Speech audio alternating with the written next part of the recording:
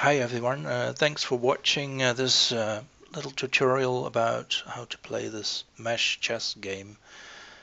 It's very straightforward. If you want to start with white, you click on a white piece, you move it over the square where you want to place it, and you click it again to put it down. You can also see that I am playing with white now. It's black's turn. Anyone else can click a piece now and then play with black against me. I can do that myself too, play against myself, move to that square, click it again and put it down.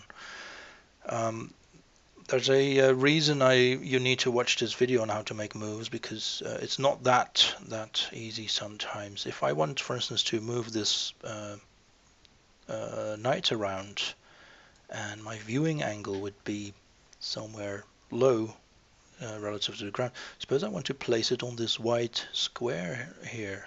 Oh no, this white square. So normally you'd say, okay, click on that square then. Well, that seems to work, but from some angles, if I click from this angle, you can see actually it's moved over to this square. Now, so you see, if I move my pointer here over to this square, click on it, it's actually hovering over here. Now, how's that possible?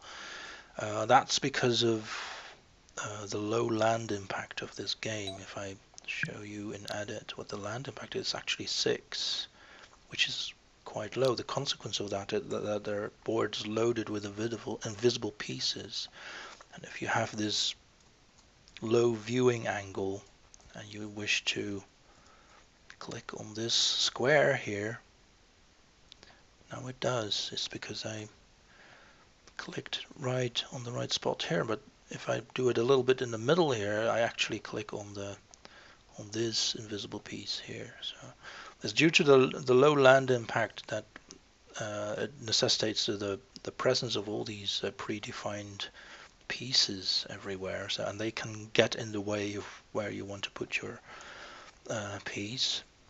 I want to put it here, so what I do is I look from it more from above rather than from the side, so that's pretty safe.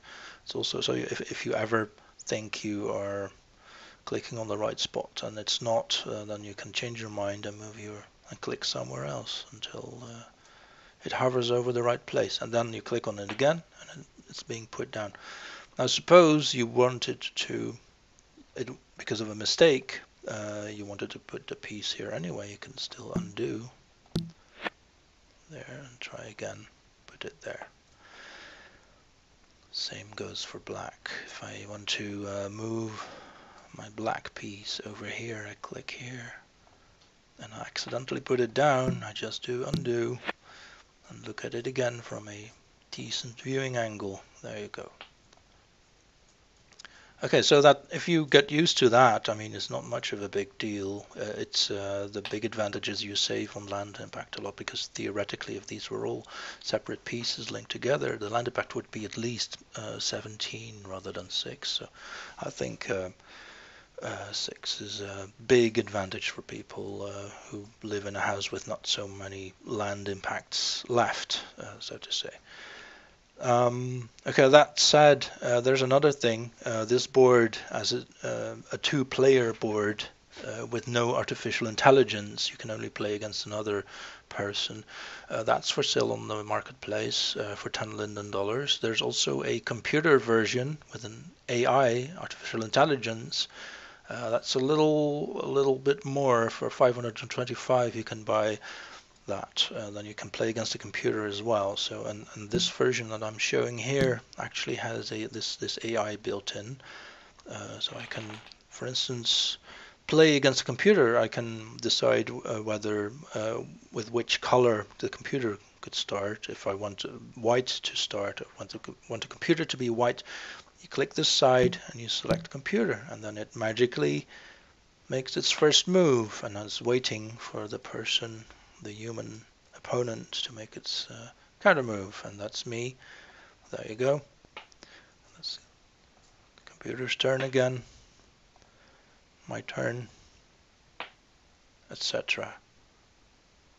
You can also, if you didn't want to start with this knight, you can actually also do an undo. See there, and then begin with another piece. Actually, I didn't want that either.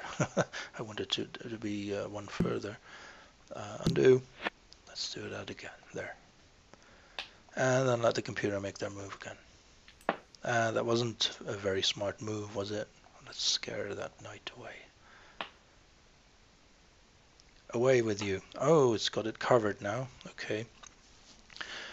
Okay, what about black? Let's resign from here. What if you want a computer to play with black? Well, that's very easy too. You just resign and you reset by clicking again. And then you make your first move. And then you could either wait for someone else, a real person, to make the second move, or you say, okay, computer, it's your turn. Level 1 you can see here, etc. Resign.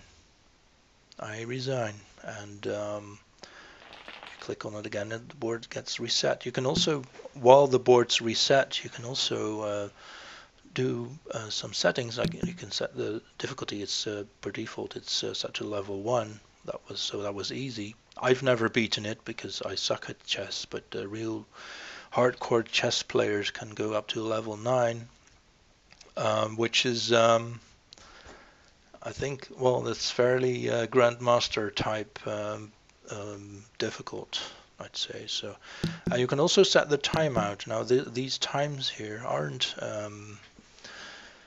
the official game times, so that's not the playing time that each player has. It's rather the per move timeout time. This is because we're in world and we're dealing with lots of different people here. And this game is basically accessible to anyone. There could be certain individuals initiating a game and then run away, and then if there were no timeout, then this game could not be played with by anyone else anymore. So that's why there's a per move timeout. You can change that from 1 minute to up to infinite, actually, if you're quite confident that there's no people trolling anywhere, and then you can store your game even.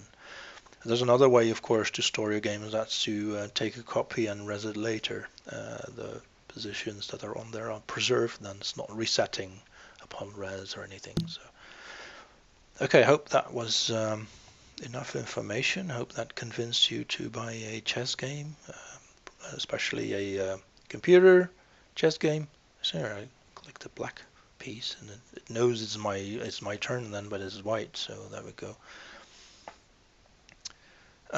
Okay, I'm going to play chess and say goodbye and thanks for watching, and hope you enjoy this game too.